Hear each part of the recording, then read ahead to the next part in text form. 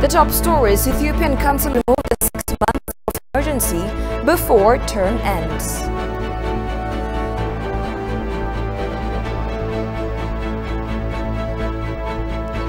And the Ethiopian Ministry of Foreign Affairs says Ethiopia has greatly contributed to the right positioning of Africanism in the global political system.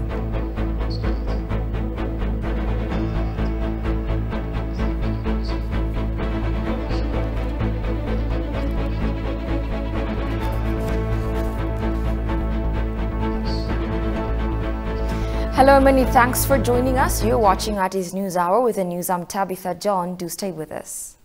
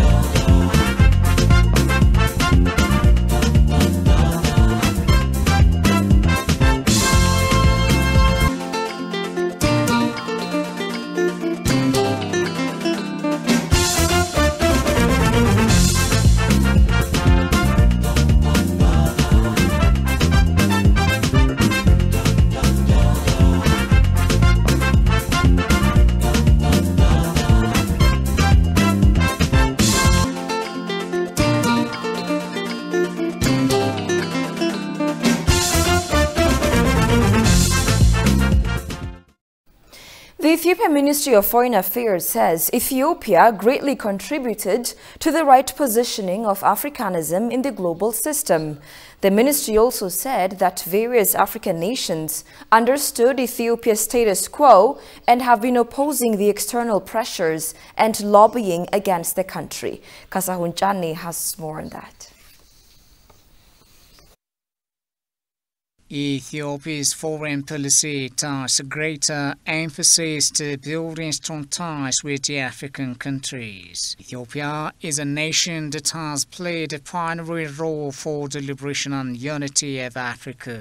The country was also at the inception of Pan-Africanism that promotes the principle of intensifying the African issues in global politics. Since the establishment of the Organization of African Unity during a time of Emperor Haile Selassie, Ethiopia has played a great role for the independence of Africa.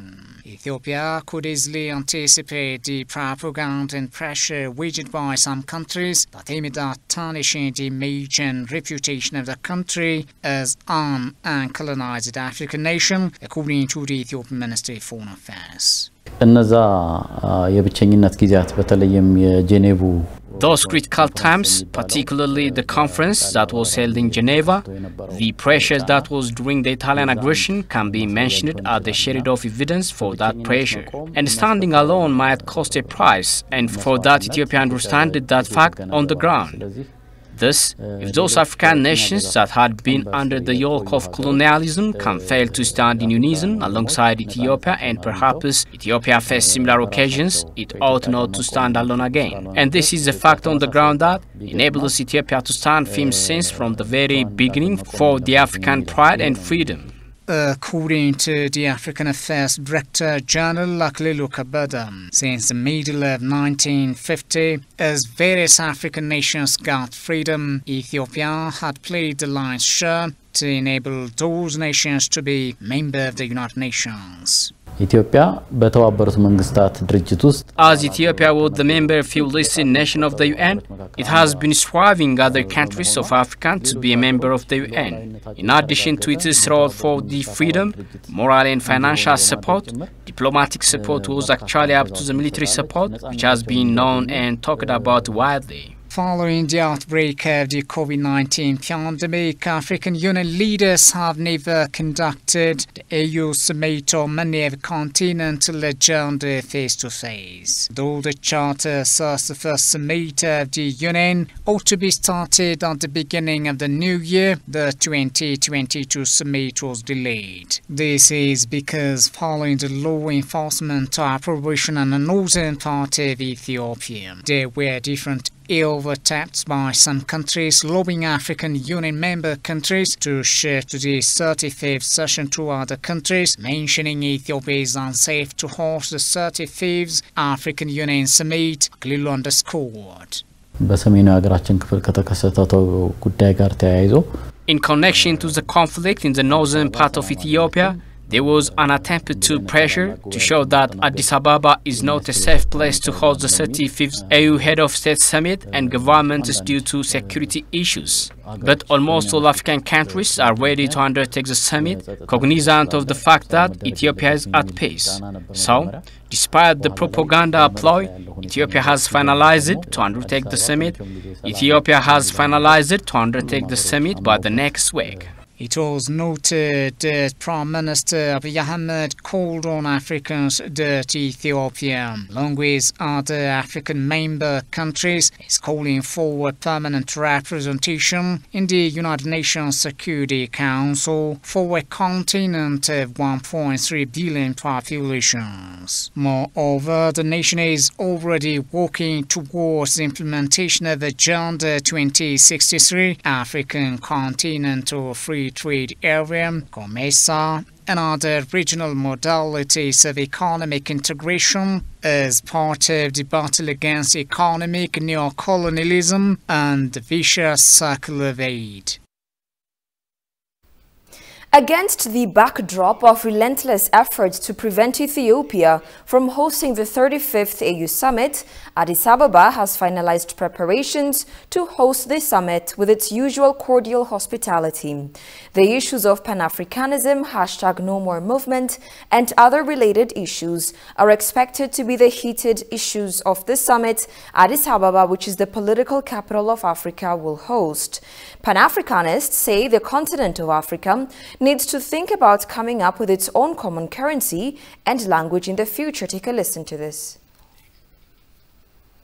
Environment is a time, it's the universe of social media, information exchanged on a nanosecond basis.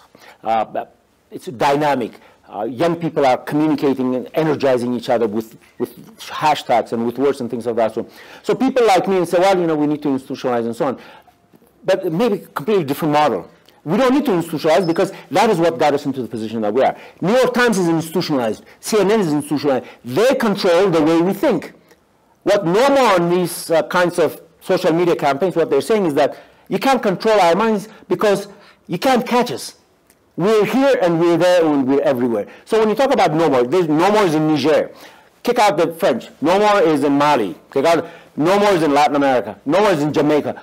It's everywhere else. But what is the meaning of that campaign? The meaning of that campaign is pretty deep and pretty complex in my view. What they're saying is there's a larger message of no more neocolonialism, no more perpetuation of white domination, white supremacy. That's the message. This no more, and a hashtag business and so on, is really a transformation in consciousness. Young people are now recreating a consciousness which says that we can now define our reality, and our reality is defined in terms of what we say to our immediate circumstance, and that is a response of defiance. Regarding the #NoMore movement, the attorney at law and political science instructor at California State University, Professor Alemayo Gebramariam, had the following to add. To make sure that we don't have any form of colonization, systematic or physical, moving forward, to free this continent, we need to make sure that we achieve a few things as basic fundamentals. What Gaddafi died for, he died for the truth. If you understand what real leaders in Africa really wanted. Apologies for that image. As the 35th African Union Summit nears, the continent's leaders are preparing to bring to the table the continent's pressing concern of getting equal representation in the United Nations systems, including its Security Council. Many African leaders are demanding equal representation within and collective approach by the UN Security Council. Africa's bid for a permanent seat at the UN Security Council is part of the struggle to create a new and fair world by changing the course of foreign pressure philosophy, citing that the demand for African nations to have a permanent seat at the UN Security Council has a long history. The prominent African leaders further pinpointed that African freedom fighters and forefathers had fought for Africa's permanent seat at the UNSC as a question of fairness and equality. Take a look at this.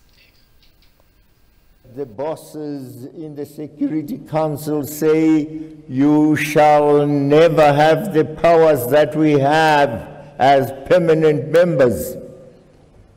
And we have asked and asked and asked and asked and asked. Reform the Security Council. If the United Nations is to survive, we must be equal members of it. On the 75th anniversary of the UN, we repeat our call for greater representation of African countries on the Security Council, and that this be taken up with urgency at the intergovernmental negotiations. It is only through a reformed and inclusive UN Security Council that we will be able to collectively resolve some of the world's most protracted conflicts. Nigeria supports the expansion of the United Nations Security Council to reflect the diversity and dynamics of the 21st century. Africa deserves permanent seats in the United Nations Security Council. Different organizations have written an open letter to WHO Board of Executive Officers depicting Tedros's unethical and irresponsible conduct. This has made a mockery of the flagship UN institution. The letter also states how Tedros has violated the constitution of the WHO during his tenure as Director General of the organization. Tigist Tarnesa has compiled the following story. Over 10 different organizations have written an open letter regarding the case against WHO's Director General, Dr. Tedros Adhanom, to the World Health Organization's Board of Executive Officers. It was expressed in the letter that Tedros's behavior completely fails to uphold the high standards of impartiality and professionalism expected of his office. To allow him to continue as a leader will erode not just WHO but the UN as well. Indeed, the existing and widely disseminated evidence of Dr. Tedros' unethical conduct and lack of investigation into his open-source evidence already poses considerable reputational risk to the UN system. Having worked with the anti-TPLF opposition for decades as senior foreign advisor, I was well aware of the role of Tedros Adhanom in crimes against humanity committed by the Ethiopian government, in particular after 2012, when he became the third highest official in the government, as well as a member of the executive committee or the Politburo. The letter emphasizes more that Tedros has said nothing about the outrages committed against other ethnicities, especially the Afar and Amhara people, in the insurgency war that his political party, the TPLF, is conducting against Ethiopians. The letter also reminded that Tedros spoke up about the lack of medicine and food in Tigray, knowing full well that the challenges delaying some humanitarian provision was due to the TPLF shelling of access routes from Afar and Amhara to Tigray. But WHO hate Tedros refrains from condemning TPLF's war crimes against Ethiopians. I still have sources who have given me documents, their own documents, including a UN security alert, which made it very clear that UN staff are looking the other way. When the TPLF were doing forced recruitment, they were looking the other way and basically bargaining with the TPLF when the TPLF would snatch Ethiopian local staff and detain them. This is in their own, this is according to witnesses and people who work within the UN, my sources, who said the UN officials would go over to the TPLF and have to haggle to get their own staff back. And when they did, the TPLF said, okay, well, you're going to reassign this person, right? You're going to kick him out of the region, right? And the UN said yes. So where is that? I have documentation from them which says TPLF raided and vandalized our own warehouses and our vehicles. This was not made public. Why? The continent of Africa does not have a single permanent seat at the United Nations Security Council. Many African leaders are voicing dismay, reiterating that this is blatantly unfair, urging African countries not to accept anything less than the UN Security Council reforms until the continent is granted at least 2 permanent seats. This would help the individual nation's voice to be heard at the global level.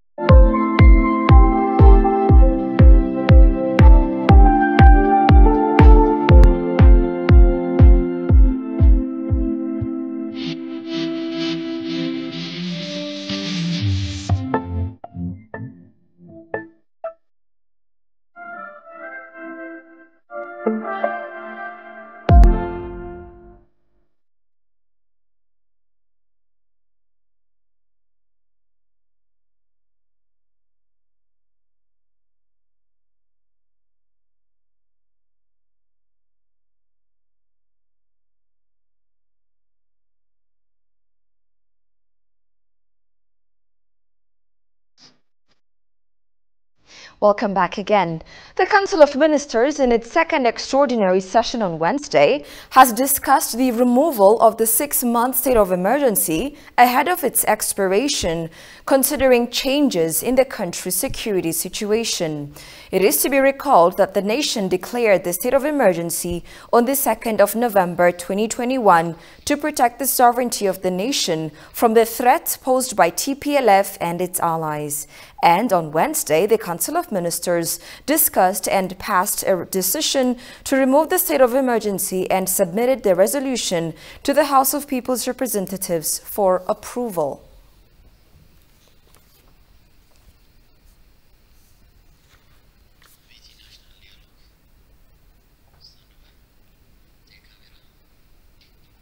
Ethiopia says it is acting in accord with the 2021 joint report of United Nations Human Rights Council and Ethiopian Human Rights Commission. Ministry of Justice has briefed on Wednesday the major undertakings of the Interministerial Task Force to European member state ambassadors. Habtamu Ashagri has more. There have been seemingly serious concerns from the international community, including the European Union and the United Nations, about the human rights violations during the law enforcement operation in the northern parts of Ethiopia, which came after TPLF made several assaults on the northern command of the National Defense Force on November 4, 2020. Following these concerns, the Ethiopian Human Rights Commission took the initiative and invited the United Nations Human Rights Council to carry out a joint investigation. Then, after the 2021 Joint Investigation Report on Human Rights Violation, the Ethiopian government has been saying it is working to translate the recommendations, setting up a national task force comprising 5 ministers. Head of Inter-Ministerial Task Force Secretariat Taddese Kasa briefed the ambassadors about the major activities of the task force on Wednesday afternoon on the developments so far. The Ministerial Task Force is applying international principles and methodologies for the successful consideration of the recommendations by the 2021 Joint Report of United Nations Human Rights Council and Ethiopian Human Rights Commission, Taddese explained. International mechanisms are very important, but they are all complementary. And they do not really replace also national systems. And they will be triggered only in exceptional circumstances when the national system is either unable or unwilling to address the issues and hold those individuals criminally accountable for all the actions they did. So that parallel between national and international systems was touched upon by the Joint Investigation Team report. Well, the government of Ethiopia also took a very serious note of this important conclusion and also recommendation of the Joint Investigation Team. According to Taddese, the task force aims to make accountable all individuals involved in right violation during the conflicts. So the central objective of this holistic strategy we designed is to provide a clear basis, planning and implementation framework, so to speak, for all actions that would follow and that would be taken by the government. The strategy details the approach as well as specific plans, which would be the government following in respect of the findings of the three agencies, including the Joint Investigation Team. It's thematically also organizes all alleged incidences of violation, the nature of the actors, both in Tigray, Amhara, and Afar, the point being both for documentation purpose as well as for ensuring accountability purposes.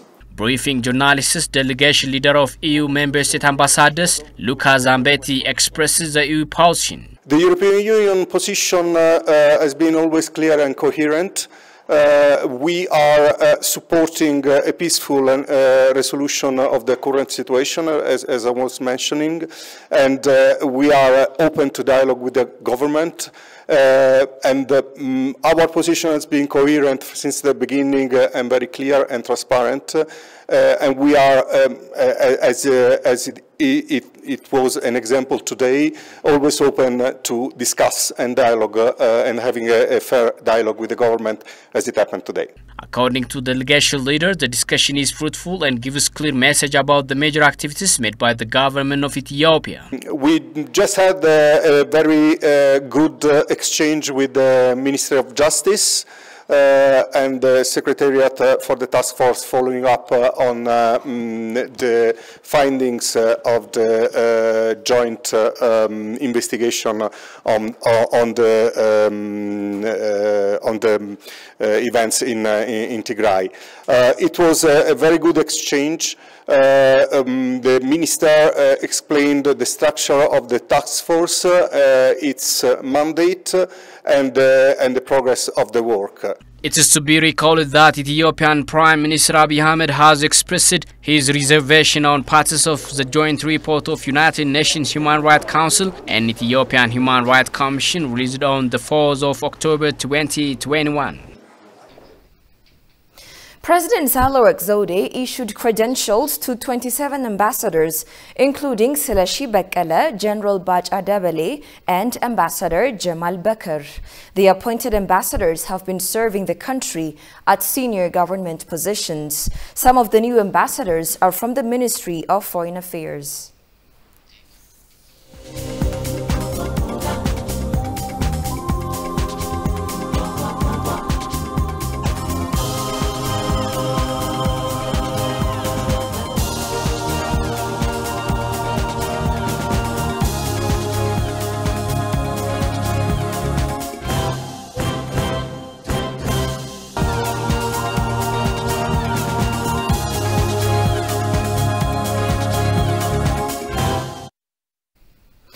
Ethiopia continues briefing the world about the multiple benefits of the GERD to the low riparian countries. That is according to the spokesperson of the Ministry of Foreign Affairs. The spokesperson, Dina, told ETV that the Nile should be a source of cooperation and not a source of contention. Shagao Yamata reports. Ethiopia is undertaking various projects to make the country prosperous. The Grand Ethiopian Renaissance Dam is one of the gigantic projects being undertaken by the country. However, constructing the dam is not easy because of the pressure of foreign countries. In an exclusive interview with ETV, Ministry of Foreign Affairs spokesperson outlined that Ethiopia has kept briefing the world about the benefit of the Grand Ethiopian Renaissance Dam to the low riparian countries. He said that Ethiopia has no interest in hurting low riparian countries, adding that the Nile should be a source of cooperation, not a source of contention. Our diplomats across the world have kept briefing the interlocutors about the benefit of the Grand Renaissance Dam, about Ethiopia's position that Ethiopia is not interested in hurting any low riparian countries. This is something that our diplomats all over the world has been telling the rest of the world, and they have kept doing it. They were telling the rest of the world the benefit of the Grand Ethiopian Renaissance Dam, as it benefits the low riparian countries as well. They were telling the rest of the world the fact that Nile should be a source of cooperation, not a source of contention. Ambassador Dina also says the tripartite negotiation will resume. With regard to the low riparian countries, there is what we call tripartite negotiations. That negotiation has been underway under the auspices of the African Union. Now, due to the change of the leadership of the African Union from Congo, because of that shift, there is a pause, and hopefully as soon as things are worked out, the tripartite negotiation will resume. Regarding the current construction of the Grand Ethiopian Renaissance Dam, Dina stated that the project is well underway. The construction is underway. The workers are busy on 7-11 basis. There is a possibility of early generation of light by certain turbines. That we may see it very soon. So the project is very well underway, and there is a success that is registered by way of accomplishing it. And the Grand Ethiopian Renaissance Dam nowadays is a fait accompli, is a reality on the ground. Ethiopia is building the Grand Renaissance Dam to lift millions out of the poverty line, providing them with access to power.